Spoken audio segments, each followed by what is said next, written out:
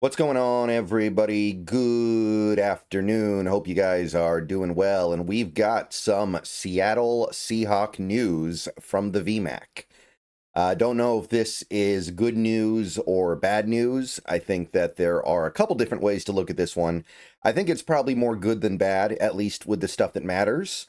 But there is one downside to it. So let's just go ahead and get into it here. Greg Bell has the scoop. This was reported from a couple other places as well. Coach Mike Macdonald has bagged the final week of voluntary OTAs. So what this means is that the Seahawks, obviously, they have, I believe it's 3 OTA sessions this week, and they had 3 OTA sessions next week. So now the 3 sessions that were scheduled for next week have been canceled. And this is usually done because the coach gets in there, sees the first set of OTAs, and is like, I think we're good. I like what I see. I'm feeling pretty good.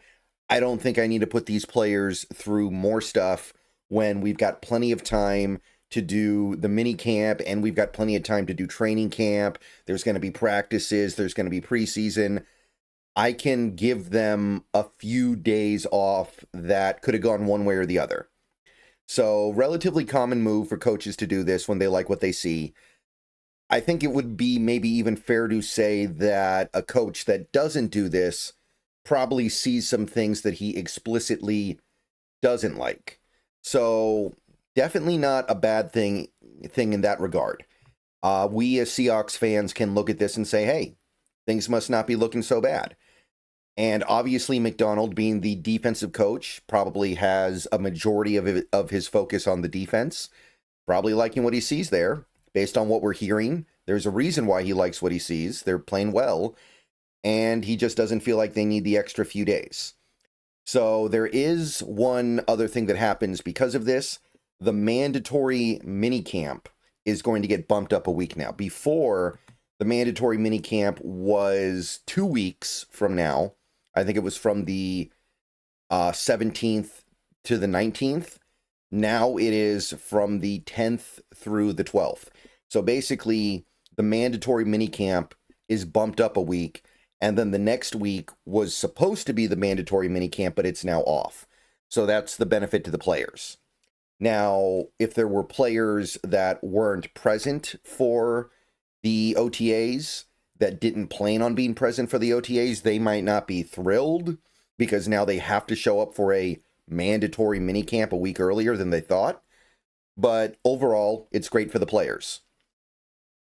And as fans, I think we can be happy about the fact that the team looks good enough to warrant that. But it does give us a little bit less to talk about, right? Just a little bit less information that we get to chew on in June.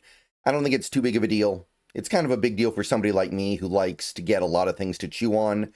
But at the same time, you end up chewing on a lot of stuff that ends up not being very, I don't know, I don't want to say important, but it ends up not being very relevant to the actual team and season that your guys have. So yeah, we're going to have our mini camp from the 10th through the 12th. That's a week earlier than initially anticipated. Corbin Smith with the same report. It basically just gets bumped up 1 week. And Corbin also says that all 3 days of the minicamp are open to the media. So there will be full information from these 3 days. So that's cool. But again, in the grand scheme of things, this cuts down on at least 1, maybe 2 media open sessions, let's call it. By the time we get to July and August, it's not going to be a particularly big deal because we'll have so much to talk about by then. But in a month like June, where things are just not really popping, it is nice to have a little bit more to discuss. But hey, the players need this more than we need this stuff to talk about at the end of the day, I guess. In terms of other updates that came from today, there really isn't that much. We had this exchange between Brock and Salk on Seattle Sports Radio with Macdonald. They asked him if there was any possibility of Sam Darnold not starting, and Mike kind of dismissed it. It's not going to happen. Sam's our starting quarterback. We love him. Now, these sentiments may sound very familiar about another recently starting quarterback for the Seattle Seahawks, and arguably even the starting quarterback from before that, actually. So I don't think anybody could be blamed for thinking that this could just be lip service and something could happen. I mean, Drew Lock, it was widely reported, looked better than Darnold yesterday at OTAs, but I do think that there is a very, very low probability of Darnold not starting short of injury. A lot of people point to the Matt Flynn thing. Matt Flynn, even relative to his era, was making way less money than Darnold is. I think that Flynn's contract was like $7 million a year. Darnold, even with inflation, even with the cap going up, is making way more than that. So it's not the same thing. And also, that was a very unique situation because Russell Wilson looked so good in that offseason. I mean, Drew Lock has been in the league a while. Does anybody think that Drew Lock is going to be able to put together an amazing training camp in preseason? That's probably what it would take. Not just, oh, sometimes he's good, sometimes he's bad. And I'm not even going to get into the Milroe stuff because Milroe starting as a rookie, that's beyond the pale. Like that's so far away from what can realistically happen. I'm not even going to talk about it until I hear something that gives me a reason to actually think it can happen. But I can't imagine any outcome that isn't Sam Darnold starting at quarterback for the Seahawks in week 1. Things can change later in the season, maybe.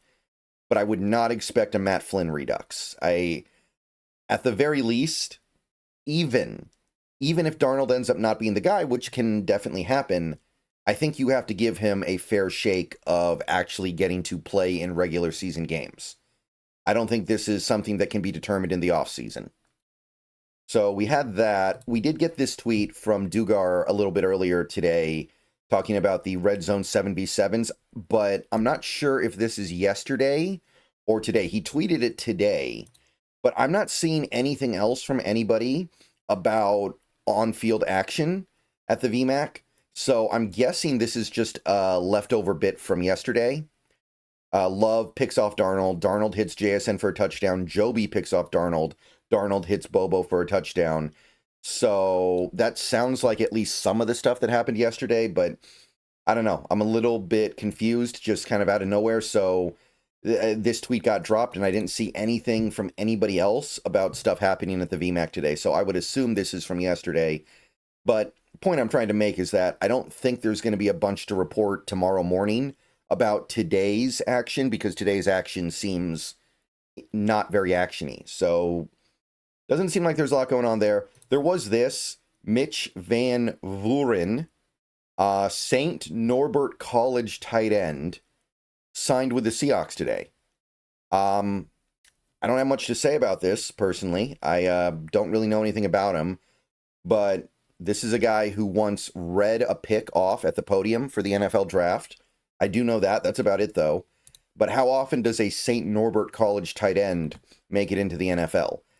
So, not really looking for this guy to find his home in Seattle.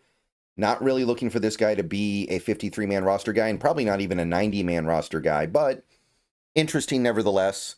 We may end up needing an extra tight end if we trade Noah Fant, and we'll be talking more about that in the near future. But I just wanted to go through all that stuff in this video. No OTAs next week, minicamp getting bumped up a week. So there it is. See you guys later. Go Hawks.